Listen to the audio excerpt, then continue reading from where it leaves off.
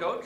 Morning. You're able to go 1-0 against UMass. Give us some thoughts as you look past now the UMass game and turn your attention to a Washington contest this weekend, and also a chance for you to go back home. Yeah, UMass trip was a good trip. With some new faces, seems like we're talking about that a lot, even though it didn't feel that way for us. Just constantly reminding myself that for a lot of guys, they haven't ever done it before with us.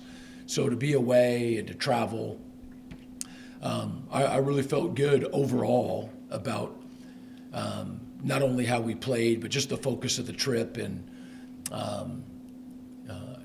how we conducted ourselves, the reason why we were going, and then in terms of the game. First games, you have to expect the unexpected, and we got some of that from their special teams. I thought that we handled that well. And then there weren't colossal mistakes and critical errors and problems with organization. And so, we moved the ball, didn't score as many touchdowns as we would have liked on our red zone trips. Didn't turn it over, didn't even come close to turning the ball over. And then, defensively, their quarterback, we got to him, and then he got loose a couple times. But felt as though we put some good pressure on him. And then, again, we want to take the ball away, and we were trying to disrupt it, but weren't able to get it. Special teams, in some ways, had a slow start. And, again, part of it was, they really revamped their entire system. But then felt as though we had some good play by our special teams there in the second half. Rob, you want to open us up? Yeah, Coach. Impressions of Cole Snyder's play. Obviously, after the game, you don't have a chance to review the tape, but after watching the tape, what's your overall impression of Cole's first start at Eastern? Yeah, I really don't feel any differently now than I did after the game. I just felt as though we had a mature, experienced, composed leader back there. And then after seeing the film, I think that I would just agree with that initial assessment. Really just, stayed and played within himself, was very comfortable, and then, made some really good decisions and made some really good balls, threw some really good balls, that had to be right where they were, and I just really took advantage of that.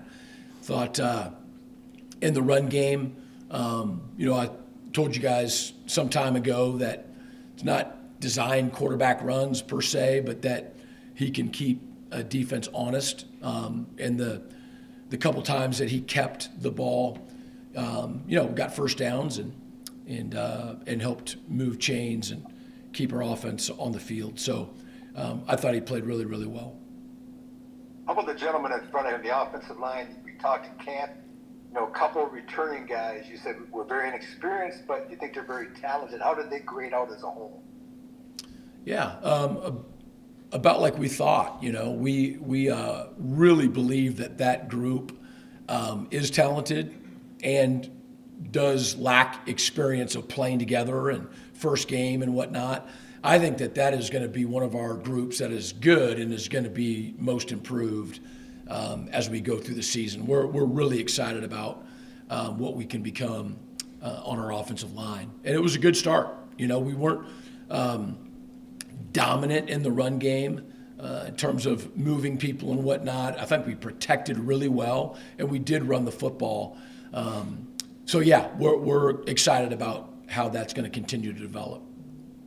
On the other side of the football, defensively, the coverage looked pretty solid, but the pressure, we haven't seen that type of pressure in a while. Is that something we're going to see week to week, hopefully? Yeah, you hope so.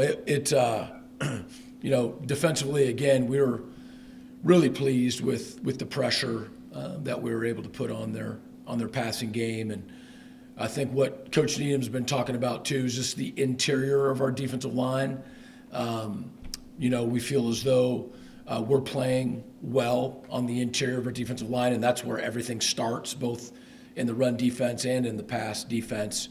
And we've always known what we've had there on the edges And then, we have linebackers that can run. And so it was a good start in that way. All right, let's fast forward to the trip out to Seattle coming up this Friday when we fly out. What are your early impressions when you watched Washington on tape? Obviously, it's not a Kalen DeBoer-led team anymore, but they must have some talent. Oh, yeah, absolutely. So we've really, obviously, you have one game to watch, and the Weber State game, which was not a whole lot of scoring early on, and I think people got, their feet underneath them and got things figured out, and then, they really coasted there in the second half. Their offense, they've got great experience, a very good quarterback who played his career at Mississippi State and has transferred over, and very productive, really good arm, and I think they've got their guy in that way, and then they've got a backup that is really, really athletic. I think that number one, their running back, he really showed out yesterday, and we think he's a phenomenal player. He's really, really good and can't do it without an offensive line. And, they've got some transfers. There's transfers on both sides of the ball. But, it's going to be a typical, Big Ten offensive line. When I say typical, they're big and they move you and they're athletic. I mean, they're going to be, they're going to be really good. And then wide receivers have some transfers. Obviously, they lost some guys from the previous year. But this staff and this team, I don't think they think about that stuff much. I mean, they've got really good players that they brought in, good length, and then number 5, a guy that they like to get the ball to in space and let him go to work. And then, defensively, I think out of the 2 deep that we've seen anyway, 11 are transfers, and then 5 of those 11 are starters. So their inside linebackers, I think, is where they've got an all-conference player returning and a returning starter at inside linebacker, the leaders of their defense, and really, really thick and strong inside the interior defensive line, and then have some athleticism and twitch, on the edges. Their secondary is long and cover a lot of space. So it's their specialists are both back. They were dominant in special teams last year. And again, it's a new system and a new staff, but, we know they have all the pieces to be great. I mean, they're the national champ runner-up. Well, Coach, you've been around a long time in this trip heading back home. Have you ever had another team, since you've been coaching, has played your area where you went to high school? No, I've never, Been up? never been there. Yeah, coaching. It's a first for me. Okay. Well, thank you very much, Coach. Appreciate it. Yeah, thank you. Coach, on that note, on a personal level, what does it mean for you to be taking this team back to the state of Washington? Yeah, it's, we're playing a Big Ten opponent that played for the national championship last year. Most of our guys have never been to the state of Washington or been to Seattle before. I love that new experience-wise. I mean, went to Massachusetts and Connecticut with a bunch of guys that had never been there. So I think it's going to be an awesome experience for our entire program. And then personally, I've got really good friends and that are still in the area. That's where I played my high school football, and it's where I grew up. So I went to Husky games, as a kid, and we actually were close enough where I walked to a couple of those and got sweatbands and dirty socks from guys as they were leaving the locker room, and thought I'd hit treasure chest. Outside of the opponent, is it easier going west than coming east? Time change-wise, this will kick off at 12:30 in Seattle, it'll be 3:30 here. Do you think it helps a little bit that you're going west and, time zone-wise? Yeah, we'll see. It's very different than the last time we did this was Arizona State, and it was like an 8 p.m. kick. So a 12:30 kick Pacific is 3:30, and so we're going to try to keep on schedule the best that we can, just on East Coast time. We just got to get to bed early, on Friday night, and then Saturday should be pretty normal for us, and it gives us a chance to get back, Saturday night. So we'll see. I mean, it's still a long flight. It's a long ways from here and all that, but I think we've got a good plan. How did you feel about your special teams against UMass? Well, like I said, we feel really good about our special teams units, really good. And, I think Mitch's first punt, doing a rugby punt, and it just bounced wrong and didn't get what we wanted out of that. But I have zero concern about our ability to be a little bit more productive there. His second pocket punt, first pocket punt, second punt overall was a beauty. He's in great shape, and so we feel good about that. And then Jesus, we were squibbing it, and he got underneath it some and line drived it. It's not what we want on that, but the field goals and extra points, felt really good about. So we'll be we weren't as good as we can be, but in the first game, like I said, we also, to give UMass credit, they had completely revamped their schemes, and I think our guys handled that well, but it's not what we prepared for. All right, thank you, Coach. Yep. Alex? Coach, I'm Cole Snyder. Just him preparing for the UMass game and preparing for the season that's ahead of him still, what are the preparation habits that he has that he put on display in front of your guys' team that led him to have the success that he had against UMass? Yeah, some of the ways, when I say that he's, just experienced and mature, I sit in on a lot of the quarterback meetings. He's always taking notes. He's asking really good questions. And those guys, have fun in there. It's not just this serious, nobody's talking or anything like that. There's a good camaraderie in there. I think all the guys are comfortable being who they are in there. But it's also, it is serious, right? But doesn't mean that you're banging your head against the wall the whole time. And he's just got a maturity and a seriousness about him. It's the way he practices. It's the way that he studies, and he's in there watching film on his own. It started back in the spring and the summer. He just organizing guys to throw and to get extra work, and so knows the plan inside and out. He just he's not doing it for the first time. It's very obvious. James Jonkum, leading tackler from last week too. Obviously, this is first year with the team, not the first time you've had a new transfer come in, lead a defense the way he did, and then expect more of them to come. What's it like, seeing him every day and to have, his sort of production help out with the pass rushing that you want to see improvement on this year?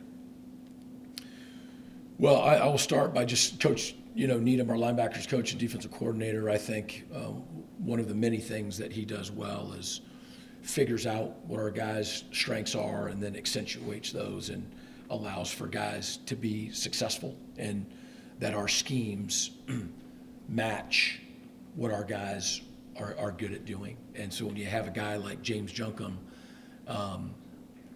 you've got to think through what can he be really good at, and being on the line of scrimmage and rushing the passer, and then also being back at linebacker level, he can do both of those things well. And so he's put him in some positions to be successful in that way.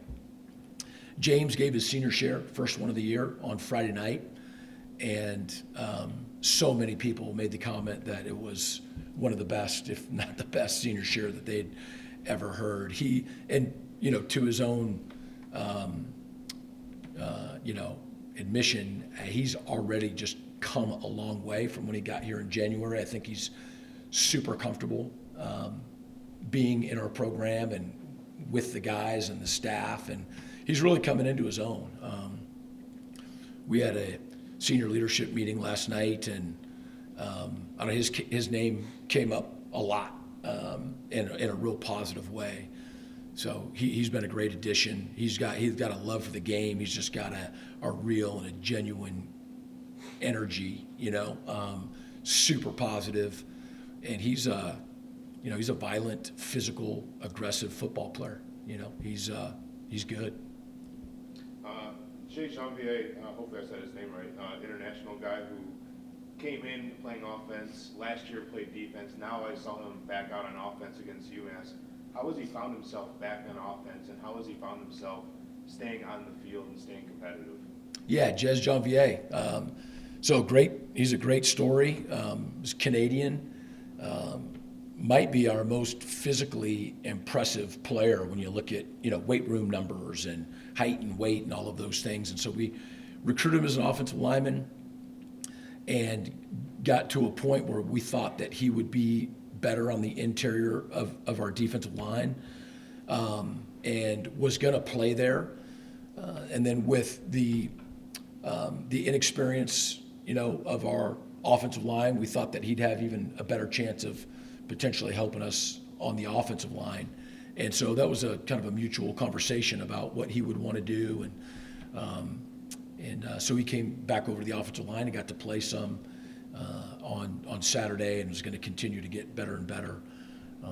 And so we're excited about his progress. Looking over to Seattle, obviously we had brought up where that's where you've grown up, that's where you played your high school football days. I just wonder just what you remember most about playing high school football in Seattle, and if there's any highlighting moment that you like to talk about when it comes to back when you played high school football. Well, I played Metro Stadium, which is right literally underneath the Space Needle, which is the Seattle Public Schools. That's where we all played, and so it's a great memory because you'd have probably a game before you and a game after, and it was AstroTurf, but it was lots of bands and a lot of people, and it was a really big deal. And I've had a lot of great memories, but none are better than beating Blanchette 35-0 my senior year for homecoming. So that was a great day. When this game was originally scheduled, or I don't actually remember how long personally, but at least as of last year, we were looking forward to this as, hey, potentially Chris Creighton versus Kalen DeBoer. I don't think anybody was really expecting Nick Saban to retire and Kalen DeBoer to be the guy to replace the guy over there. Were you at all kind of looking forward to this being a reunion of sorts over there? And do you get any sort of gratification knowing that, hey, I hired Kalen DeBoer here at Eastern as an offensive coach, and now he's the guy replacing Nick Saban? Yeah, well, first of all, it is officially a forfeit because for whatever reason he left, he's not there. So I'm counting it as a 1-0 forfeit. So we did actually schedule this game prior to Coach DeBoer and his staff being at Washington, and then obviously they were at Washington, and I was obviously super excited about being able to. There's 5 guys on the Washington staff last year that were here at Eastern Michigan, so really good people and really good coaches, and none of them have climbed Mount Rainier, so I don't know if they're, can give them the ultimate amount of respect. Challenged them with that, but yeah, so they've moved on now, but it's still just a great opportunity for our team to go play a phenomenal program in what they call the greatest setting, in college football. So we're excited about it. Thank you. Have you talked to Kalen at all about any advice he might have about traveling to Seattle and playing against the Huskies? I haven't. I don't want to put any of those guys in any kind of compromising situation, yeah. with that. But with the travel, we've got a really good plan. You know what I mean? We really do. So, yeah. But no, we've been in touch with those guys because some are together and some are in different places. Coach Grubb is with the Seahawks, so he'll be there in town. The defense recorded 6 sacks with UMass. What does this say about your defensive unit and the depth and their ability to pressure the quarterback? Yeah, it's a group project. I think it's one of the things that people, when they see the stats, and talked about the defensive line, but we had some really good coverage, and that often, was going to produce sacks, and the coverage doesn't always get the credit for that. And so it's always a group project, and I would say that there were 6 sacks, but then there was also, pressures, which are harder to quantify and put down in statistical category. But so we felt really good about that. We didn't get the ball out, and around here we call a sack an attaboy, right? And when we get the ball out, it's a game changer, and we want game changers. But it was a good plan. I mean, that was a mobile quarterback, who obviously hurt us some with his feet, and so overall we felt really good with the pressure that we put on. 9 players made their first start at the EMU game. How does this feel? How do you feel about the newcomers' performance, and what do you expect them, season-wise, how they're going to do? Yeah, I know. It's whenever I'm talking to you all, I'm talking about we have the new players and whatnot. But like in our program, we're not talking about that. You know what I mean? We don't. It doesn't feel that way, especially the guys that were here since January. But I mean, the guys who are on our team are on our team and in it. And I mean, you're going to hear from Cole later. It does not feel as though Cole's not been here for a couple of years. It just doesn't feel that way. But it's only been one game, and we've got a ton that we've got to get better at. But in terms of our culture and the chemistry and the kind of people and the fits on the field and off the field, we feel really good about it. And just like any year, if you respond to the first game the way that you should, there should be a massive amount of improvement from game 1 to game 2. No matter how game 1 has gone, there better be and should be a massive amount of improvement. And so, looking in the guys' eyes last night, they've got today off away from football and get off to a great start, getting ready for classes and whatnot. But then, Tuesday afternoon, I'm really expecting for our guys to be sitting on the edge of their seat, feet flat on the floor, back straight, you know what I mean? Wanting to know what the plan is and eager to get better. Yeah, and going along with that, how do you keep the team's confidence up after this win, especially when prepping for a game that we might be considered the underdog? Oh, we were considered the underdog last week as well. Mm-hmm. Yeah. Yeah. Proved them wrong. So. Anything else for Coach? Perfect. All right, thank you, Coach. Okay, thanks. Cool. All right. Cool, got you ready? All right, Tom, you want Go ahead, to start us off? Sure. Cole, obviously this is your second MAC team that you're with now. You're leading this offense. First off, how is it just? Where's your comfort level of just running this offense, being with these guys? Some of them have been in this locker room before. Some of these guys are also first-year transfers here. Where's your comfort level at? Yeah, I mean, like Coach said before, just the camaraderie that's in this locker room and the feel that you have with this team, it's like we've been playing together since high school. So it's been awesome just getting to know all these guys since I've been here, and even the guys that came in the summer who've only been here for a short time. I mean, it just feels like we're a family in here. And I haven't really felt that since high school, and it just feels like we're out there having fun. So it's a really good vibe we got going around here. And with the offense, I think Coach Pike and all the other offensive coaches do a great job of getting us prepared, and really love the game plan that we had versus UMass. And I'm sure they'll put another great game plan again against Washington. How have you kind of prepared for this, this moment, this final year of college football? Since you've joined Eastern, a lot of people have come in here saying that, your study habits are just, crazy good. You're putting in all the work in the weight room that you need to do. How would you characterize your, the work that you've put in for this? Yeah, I mean, I think my process has been 24 years in the making. I never expected my college journey to go this route. And, God has a plan for everybody, and everybody's plan is different. If it were up to me, it would have been, college football would have been over a few years ago.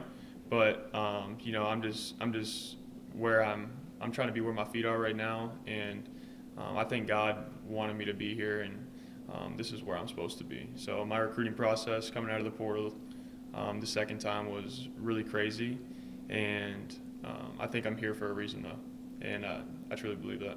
What were you looking for in your second go around in the portal versus like the first time when you went from Rutgers to Buffalo? Yeah, I mean, same thing. Coming out of the portal the second time, like I was looking for an opportunity to play. I love playing football. I love being out there competing with my guys. And, you know, I kind of surrendered the outcome of where I was going to go and just kind of left it up to God. And I really feel like this is where I was supposed to be. When you went from Rutgers, you go to Buffalo, you're a 2-year starter there. You go through, you know, everything that you have to do preparation-wise to be a leader in there. And now you come here to your second MAC stop. Does your way of preparing for games every Saturday or, you know, weeknight in some cases once we get there, does your way of preparing change? Does it improve? Is it like the same business? You know, it doesn't matter where you're at, just the same goal? How has, you know, your preparation changed or stayed the same from Buffalo to here? Yeah, I mean, I think my preparation and everything that I do off the field to get ready for a game is kind of like my secret sauce, so I'm not going to reveal too much about that. But I think the biggest aspect that has changed has been my mental side, how I attack the game, and really, really thankful to have a great quarterback room, and especially Jeremiah Salem. I mean, he's been really, really great to me and helping me out with the mental side of the game. That might have been passed down by Taylor Powell, another great quarterback that has came through here. But Eastern Michigan does have a really good track record with quarterbacks and good quarterback play in the past years. So just passing that down and kind of changing the way I attack the game mentally has been a huge impact for me, and I think is a big reason for any success that I'm going to have this year. And like I said before, I mean, you learn new stuff every day, you know what I mean? So I'm always adding on to my process with everything off the field, and especially this year, it's been a lot mentally, so it's been great. You've worked with a lot of like receivers and tight ends and running backs too. They got to catch passes sometimes too. How does this year's group at Eastern compare with, you know, the ones that you've worked with over at Buffalo or even the ones you've worked with over at Rutgers? Yeah, I've been around a lot of great players, especially receivers, and we got a super, super talented wide receiver room. Some guys that are on scout team right now, you know, could be starters at a lot of programs and could help us here a lot too. So, I mean, we're super deep. A couple guys have gone down with injuries that hopefully we can get them back during the season. So, I mean, there's a ton of depth in that room. And, I mean, but, you know, without the guys up front, I mean, none of that is possible. You know, the O-line kept my jersey clean last week at UMass and gave up 0 sacks. I mean, so that was great to see, and thought we did a great job running the ball. So, I mean, really, I mean, without the guys up front, I mean, none of it would be possible. But you got to see a little bit of the skills come out with the wideout room and the tight end room a little bit this past week. But, I mean, it's all due to the offensive line. Washington coming up, of course. What are you looking forward to there? I think it's just going to be a great opportunity to go compete against a really good program and a really good team. You know, last year they were in the national championship game, and you know, you can say they had a bunch of players transfer out. They got a bunch of new players, but I mean, you have to give them the respect that they deserve. You know, you turn on that tape and you see them fly around. They're super stout up front. I mean, the back end guys can cover. I mean, again, they fly around on tape. So I'm looking forward to the challenge.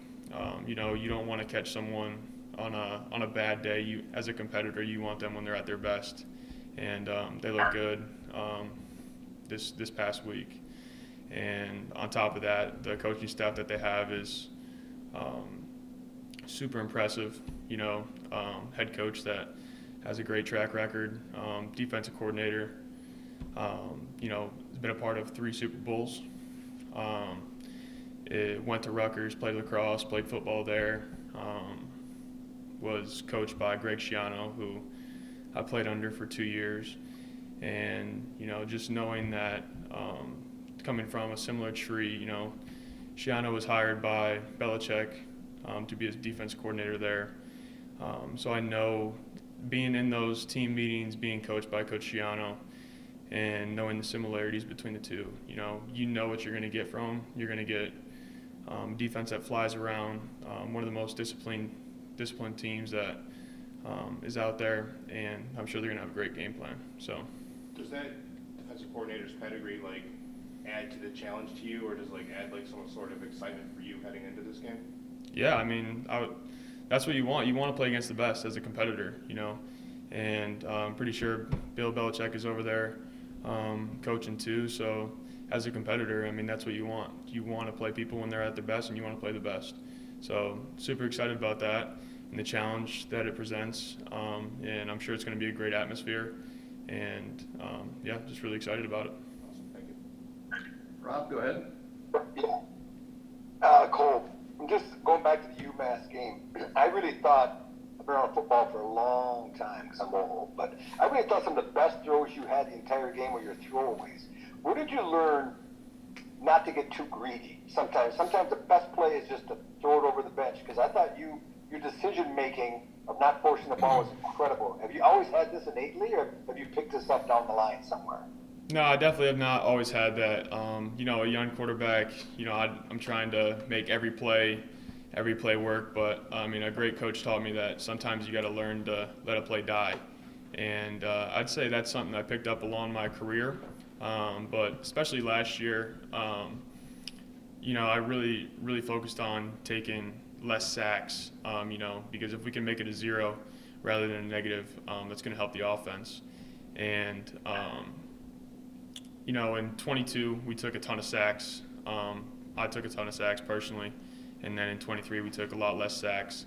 And, like I said, I've been around the block a little bit. And, if I'm not learning from these experiences that I've been through, then I feel like I'd be letting Coach Creighton down, letting this program down, bringing an experienced guy in here. I better act like it. So, but, looking back at my career,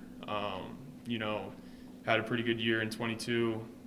Didn't have as good a year as I wanted in 23, but you have to go through some hard lessons sometimes to learn certain things and grow from them. So I really think that God has put me through ups and downs in my career to get me ready for this season and where I'm at.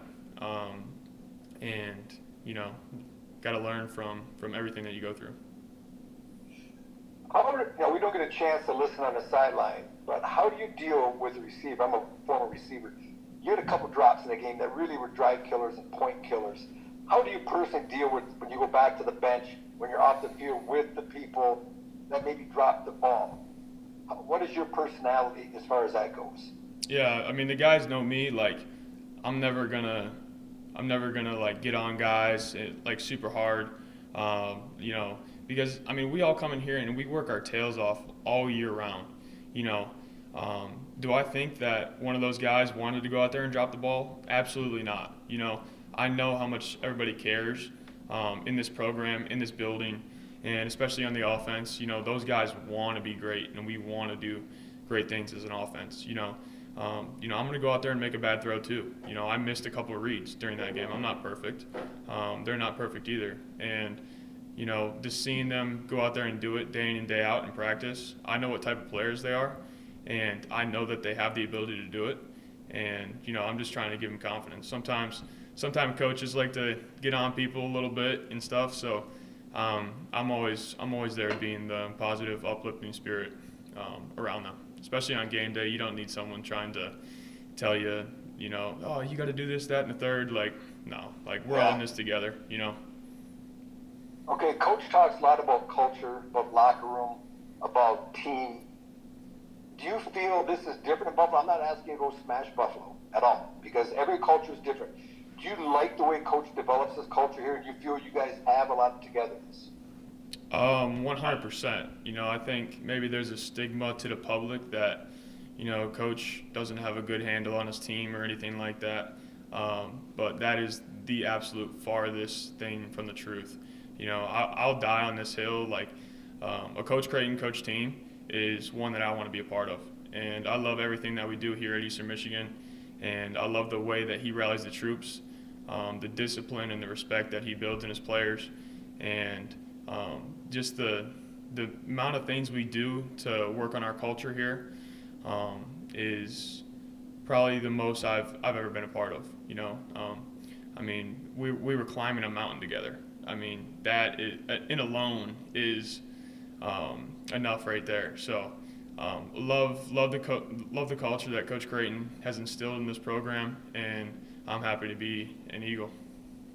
Well, we're happy to have you. I appreciate it. Yeah, so as the quarterback, you're seen as one of the team's leaders. How do you handle that responsibility? Yeah, I mean, going back to when I was young, you know, like when you sign up to play quarterback, I played quarterback my whole life. My dad taught me from a young age that, you know, you're not just a quarterback on the field. You know, it's a lifestyle, and that is really true, and that's how I carry myself. You know, it's an honor to be in this position, and it's an honor to be able to lead these guys, and you know, just earn the respect from them. You know, to be voted a team captain.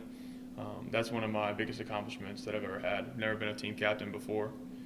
So to get that honor is incredible. And, you know, but it's not just the captains that lead this team. There's a bunch of other great leaders in this team that might go unnoticed, you know. Like, you know, I'm sitting up here and talking to you probably because I play the quarterback position, but a guy like Jerry Getzinger, you know what I mean? That's the glue of the offense. That's the glue of the team. You know, I mean, there's so many guys in this program that you could point to and say, hey, they're great leaders, you know. So that's what I'd say about that. And what are some specific goals that you have playing at Washington? Yeah, I mean, again, like my mental has been something that I've really been working on, and I don't really have any goals. I'm really just trying to stay in the present moment and, you know, focus on practice today, and then when the game gets here, it'll be here, and then I'll attack that. So obviously you want to come out with a win, but I think the best way to achieve success is just focusing on what you have at your hand right now.